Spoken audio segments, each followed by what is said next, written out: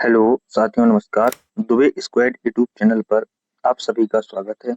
अभी हम लोग बुद्धि लब्धि टॉपिक से संबंधित जो भी पुरानी परीक्षाओं में प्रश्न पूछे गए हैं उन प्रश्नों को लगा रहे थे। उस सीरीज को आगे बढ़ाते हुए चलिए पहला क्वेश्चन लेते हैं आज का। बुद्धि लब्धांक सामान्यतः खालिस्तान रूप से शैक्षणिक निष्पादन से संबंधित होती है। बुद्धि लब्धांक सामान्यतः खालिस्तान रूप से शैक्षणिक निष्पादन से संबंधित होती है। पहला ऑप्शन कम से कम तक, कम से कम रूप में। दूसरा ऑप्शन पूर्ण रूप में। तीसरा ऑप्शन मध्यम रूप में। या थर्ड ऑप्शन उच्च रूप में। तो बुद्धि लब्धांक सामान्यतः किस रूप से शैक्षणिक निष्पादन से संबंधित है? उच्च रूप से। किस रूप से संबंधित है? उच्च रूप से। बुद्धि लब्धांक सामान्यतः उच्च रूप से शैक्षणिक निष्पादन से संबंधित है। जैसे 130 से अधिक बुद्धि लब्धांक वाले बालकों को क्या कहा जाता है? प्रतिभाशाली बालक। तथा 71 से कम बुद्धि लब्धांक वाले बालकों को क्या किस श्रेणी में रखा जाता है? जड़ बुद्धि वाली श्रेणी में रखा जाता है। इसलिए बुद्धि लब्धांक सामान्यतः उच्च रूप से शैक्षणिक निष्पादन से संबंधित होती है। चलिए अगला क्वेश्चन देखते हैं। निम्न में से कौन सा कथन बुद्धि के बारे में सत्य नहीं है? ध्यान रखना, यहाँ पर नहीं देखना है। बुद्धि के बारे में सत्य नहीं है। पहला ऑप्शन, यह सामंजस्य या अनुकूल स्थापित करने में सहायक है, तो ठीक है। यह एक व्यक्ति की मानसिक क्षमता है, बिल्कुल ठीक है। यह व्यवहार की गुणवत्ता से आंकी जाती है, बिल्कुल ठीक है। यह स्थायी एवं अपरिवर्तनशील विशेषता है, गलत है। स्थायी नहीं है, चेंज होती रहती है। और अपरिवर्तनशील नहीं है, क्योंकि इसमें परिवर्तन होता रहता है। इसलिए इसका आंसर क्या हो जाएगा? डी वाला। चलिए अगला क्वेश्चन देखते हैं। निम्न में से कौन बुद्धि परीक्षणों के दुरुपयोग को संकेत देता है? निम्न में से कौन बुद्धि परीक्षणों के दुरुपयोग को संकेत देता है? दुरुपयोग के बारे में बताना। पहला ऑप्शन, बालकों को वर्गीकृत करने में। बुद्धि लब्धि का लेबल बालकों पर लगाकर अध्यापक अपनी अकुशलता को छिपाते हैं, बिल्कुल ये यही गलत है, यही दुरुपयोग है। उन्नति के लिए मापन में सहायक, ये तो अच्छी बात है। अधिगम प्रक्रिया को बेहतर बनाने के लिए, ये भी ठीक है। मतलब इसका आंसर क्या हो जाएगा? दुरुपयोग किसमें हो रहा है? अध्यापक अपनी अकुशलता को छिपा रहे हैं, ठीक है। चलिए अगला क्वेश्चन। एक शिक्षिका अपने शिक्षार्थियों की विभिन्न अधिगम शैलियों को संतुष्ट करने के लिए वैविध्यपूर्ण कार्यों का उपयोग करती है। वह खालिस्तान से प्रभावित है। एक शिक्षिका शिक्षार्थियों की विभिन्न अधिगम शैलियों को संतुष्ट करने के लिए वैविध्यपूर्ण कार्यों को का उपयोग करती है, तो वह खालिस्तान से प्रभावित है। वाइगोत्स्की के सामाजिक सांस्कृतिक सिद्धांत से, पियाजे के संज्ञानात्मक विकास सिद्धांत से, या गार्डनर के बहुबुद्धि सिद्धांत से, या कुहलबर्ग के नैतिक विकास सिद्धांत से। तो इसका आंसर क्या होगा? गार्डनर के बहुबुद्धि सिद्धांत से, ठीक है। अगला क्वेश्चन, ये सभी क्वेश्चन जो प्रीवियस ईयर परीक्षा में पूछे गए उन्हीं क्वेश्चन को अपन लगा रहे हैं। अगला क्वेश्चन देखते हैं। बहुबुद्धि सिद्धांत निम्नलिखित निहितार्थ देता है सिवाय, मतलब इसमें से एक को छोड़कर सभी का अर्थ देता है वो, तो उसको जो अर्थ नहीं देता उसको देखना है अपन को। विषयों को विभिन्न तरीकों से प्रस्तुत किया जा सकता है, ठीक है। बुद्धि प्रक्रमण संक्रियाओं का एक विशिष्ट समुच्चय है जिसका उपयोग एक व्यक्ति द्वारा समस्या समाधान के लिए किया जाता है। विविध तरीकों से सीखने का आकलन प्रस्तुत किया जाता है। संवेगात्मक बुद्धि बुद्धि लब्धि से का आंसर क्या होगा?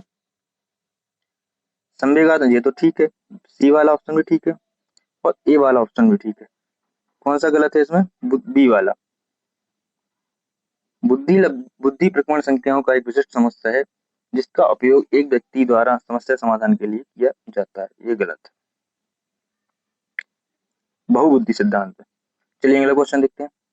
शारीरिक गतिक बुद्धि रखने वाले बच्चे को अंतिम अवस्था शारीरिक गतिक बुद्धि रखने वाले बच्चे को अंतिम अवस्था निम्नलिखित में से कौन सी हो सकती है? शारीरिक बुद्धि रखने वाले बच्चे की अंतिम अवस्था कौन सी हो सकती है? वाचक, राजनीतिक नेता, कवि या शल्य चिकित्सा? तो क्या हो सकती है इसमें? शल्य चिकित्सा, डी वाला ऑप्शन। चलिए अगला क्वेश्चन देखते हैं। बुद्धि का तरल मोजेक मॉडल किसने दिया था? बुद्धि का तरल मोजेक मॉडल किसने दिया था? पहला ऑप्शन कैटल महोदय ने, स्पेयरमैन ने, गिलफोर्ड ने या थर्स्टन ने? तो किसने दिया था बुद्धि का तरल मोजेक सिद्धांत? कैटल ने। चलिए अगला क्वेश्चन। भाटिया बैटरी का प्रयोग निम्न में से किसके परीक्षण हेतु किया जाता है? भाटिया बैटरी का प्रयोग निम्न में से किसके परीक्षण के लिए किया जाता है? सृजनात्मकता, बुद्धि, व्यक्तित्व या अभिवृत्ति? तो किसके लिए किया जाता है? बुद्धि के लिए। भाटिया बैटरी परीक्षण का किस लिए किया जाता है? बुद्धि परीक्षण नापने के लिए। अगला क्वेश्चन। चेस तथा कार्ड को निम्न में से किसमें वर्गीकृत किया जा सकता है? चेस तथा कार्ड को निम्न में से किसमें वर्गीकृत किया जा सकता है? गतिमान खेल में, बौद्धिक खेल में, लड़ाई वाले खेल या प्रायोगिक खेल? तो चेस एवं कार्ड को किसमें रखेंगे अपन? बौद्धिक खेल में। चलिए अगला क्वेश्चन। मनोवैज्ञानिकों के अनुसार बुद्धि खाली स्थान, बुद्धि है अमूर्त चिंतन की योग्यता, ठीक है, सीखने की क्षमता, दोनों, सी ऑप्शन या तो ए या बी, डी ऑप्शन ए और बी दोनों। तो इसका आंसर क्या होगा? ए और बी दोनों। बुद्धि अमूर्त चिंतन की योग्यता भी है और सीखने की क्षमता भी है। चलिए अगला क्वेश्चन। बुद्धि पर वंशानुक्रम का प्रभाव होता है, ये किसकी कोटेशन है? बुद्धि पर वंशानुक्रम का प्रभाव होता है, किसने कहा है? गाल्टन ने, डॉक्टर माथुर ने या टर्मन ने या गैसल ने? तो किसकी कोटेशन है? टर्मन महोदय की। बुद्धि पर वंशानुक्रम का प्रभाव होता है, किसने कहा है? टर्मन ने। चलिए अगला क्वेश्चन। मनुष्य का व्यवहार मुख्यतः किससे प्रेरित होता है? मनुष्य का व्यवहार मुख्यतः किससे प्रेरित होता है? पहला ऑप्शन अभिवृत्ति, कौशल, अभिक्षमता या बुद्धि? तो मनुष्य का व्यवहार किससे प्रेरित होता है? बुद्धि से। चलिए अगला क्वेश्चन। एक बालक की वास्तविक आयु 12 वर्ष तथा मानसिक आयु 15 वर्ष से बुद्धि लब्धि निकालना है। बुद्धि लब्धि का फॉर्मूला ही होता है मानसिक आयु बटे वास्तविक आयु इंटू 100। मानसिक आयु कितना दिया है? मानसिक आयु कितना दिया है? 15। 15 दिया है ना मानसिक आयु। हाँ, मानसिक आयु बटे वास्तविक आयु इंटू 100, ठीक है। तो इसको सॉल्व करोगे,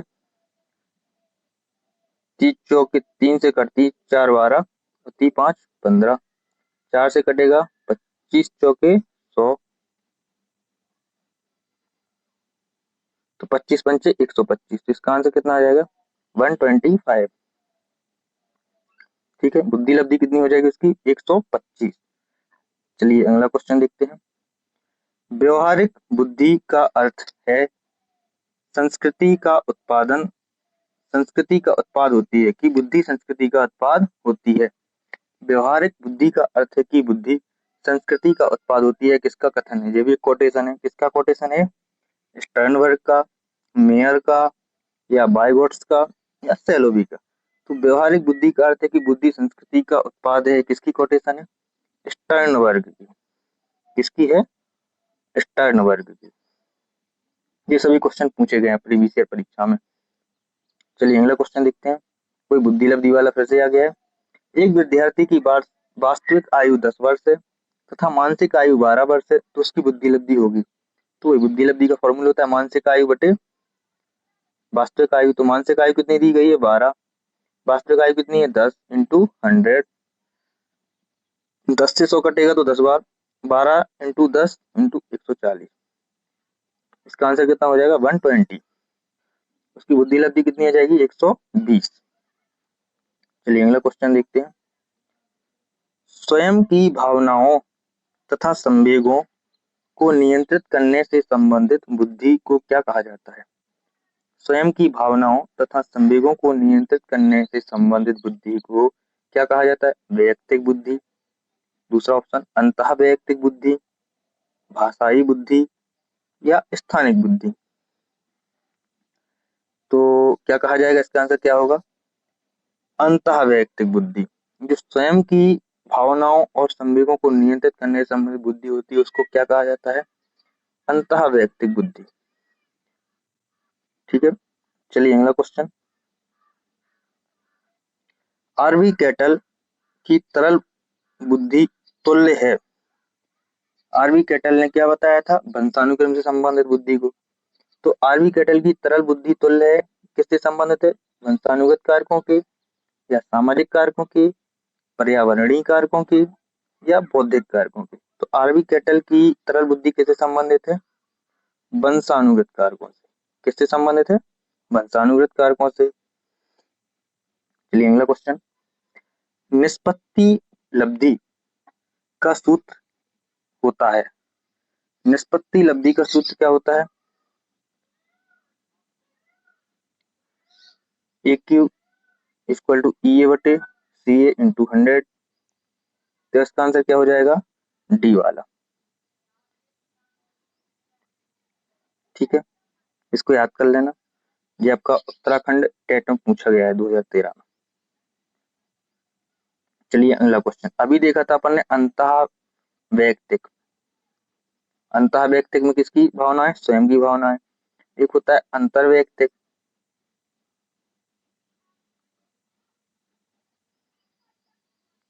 इसी को अंतर वैयक्तिक। एक होता है अंतरा वैयक्तिक। अंतरा वैयक्तिक होता है दूसरों की भावनाओं और संवेगात्मक बुद्धि को समझना।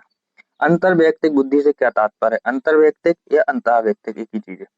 तो इसमें भी क्या आंसर हो जाएगा? स्वयं की भावनाओं और क्षमताओं को समझना। तो इसका भी आंसर क्या हो जाएगा? स्वयं की क्षमताओं और कमजोरियों को पहचान करना। ये भी उत्तराखंड का क्वेश्चन है। चलिए अगला क्वेश्चन। अब सही मिलान करना है। एक कारक सिद्धांत किसने दिया था? अल्फ्रेड बिने ने। किसने दिया था? एक तत्व सिद्धांत या एक कारक सिद्धांत किसने दिया था? अल्फ्रेड बिने ने। बहुतत्व सिद्धांत किसने दिया है? बहुकारक सिद्धांत थार्नडाइक ने। पहले का दूसरा, पहले का दूसरा और दूसरे का तीसरा। ठीक है, डी सी वाले ऑप्शन में चल रहे हैं। समूह तत्व सिद्धांत, समूह तत्व सिद्धांत किसने दिया था? थर्स्टन ने। सी का 4। ठीक है। त्रिआयामी सिद्धांत गिलफोर्ड ने। एक तत्व सिद्धांत किसने दिया? अल्फ्रेड बिने ने। बहुतत्व सिद्धांत थार्नडाइक ने। समूह तत्व सिद्धांत थर्स्टन ने। त्रिआयामी सिद्धांत गिलफोर्ड महोदय ने। तो इसका आंसर क्या हो जाएगा? सी वाला। क्या हो जाएगा? सी वाला। चलिए अगला क्वेश्चन। मानव बुद्धि एवं विकास की समझ शिक्षक को खालिस्तान के योग्य बनाती है। मानव बुद्धि एवं विकास की समझ शिक्षक को खालिस्तान के योग्य बनाती है। चलिए पहला ऑप्शन, शिक्षार्थियों को यह बनाने कि वे अपने जीवन में कैसे सुधार कर सकते हैं। दूसरा ऑप्शन, निष्पक्ष रूप से अपने शिक्षण अभ्यास। तीसरा ऑप्शन, विविध शिक्षार्थियों के शिक्षण के बारे में स्पष्टता करना। मानव बुद्धि विकास की समझ शिक्षक को विभिन्न विविध शिक्षार्थियों के शिक्षण के बारे में स्पष्टता। डी ऑप्शन है, शिक्षण के समय शिक्षार्थियों के संवेगों पर नियंत्रण बनाए रखना। तो इसका क्या आंसर हो जाएगा? सी वाला। विविध शिक्षार्थियों के शिक्षण के बारे में स्पष्टता मानव बुद्धि विकास की समझ शिक्षक को योग्य बनाती है। चलिए अगला क्वेश्चन। हार्वर्ड गार्डनर का बुद्धि का सिद्धांत खालिस्तान पर बल देता है। हार्वर्ड गार्डनर का बुद्धि का सिद्धांत खालिस्तान पर बल देता है। पहला ऑप्शन, विद्यालय में आवश्यक समान योग्यताओं पर। दूसरा ऑप्शन, विद्यार्थियों में अनुबंधित कौशलों पर। तीसरा ऑप्शन, सामान्य बुद्धि। डी ऑप्शन, प्रत्येक व्यक्ति की विलक्षण योग्यताओं। तो इसका आंसर क्या हो जाएगा? हार्वर्ड गार्डनर का बहुबुद्धि सिद्धांत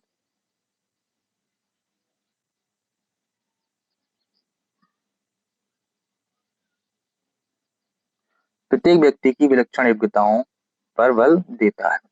चलिए अगला क्वेश्चन।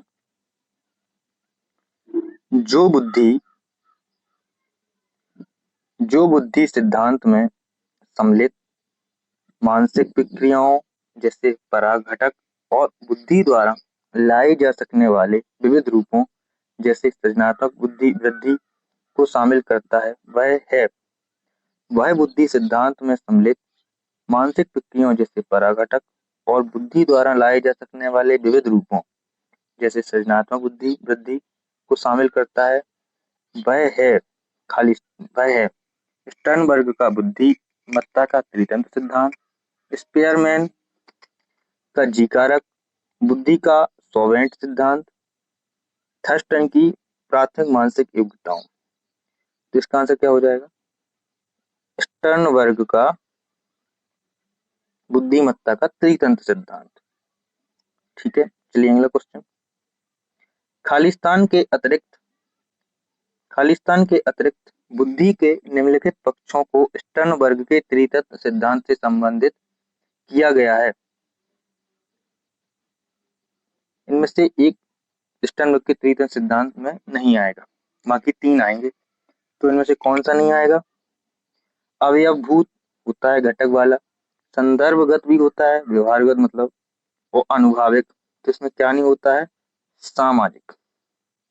क्या नहीं होता है? सामाजिक। चलिए अगला क्वेश्चन।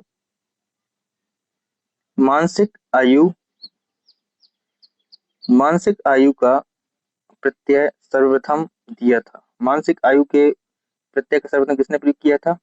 गिलफर्ड ने, स्पेयरमैन ने, थार्नडाइक ने या बिने साइमन ने? किसने किया था मानसिक आयु का प्रत्यय सर्वप्रथम? बिने साइमन। यूपी टेट ये उत्तर प्रदेश में पूछा गया क्वेश्चन है। चलिए अगला क्वेश्चन।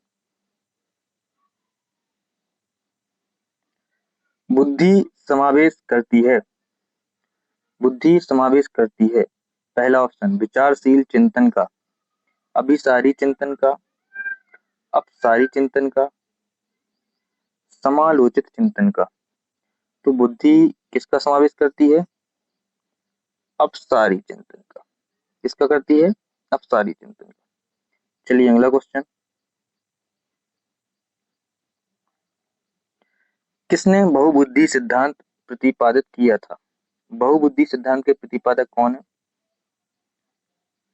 फ्रांसीसी गाल्टन, दूसरा option Howard Gardner, C option B S. Bloom, D option Alfred बिने।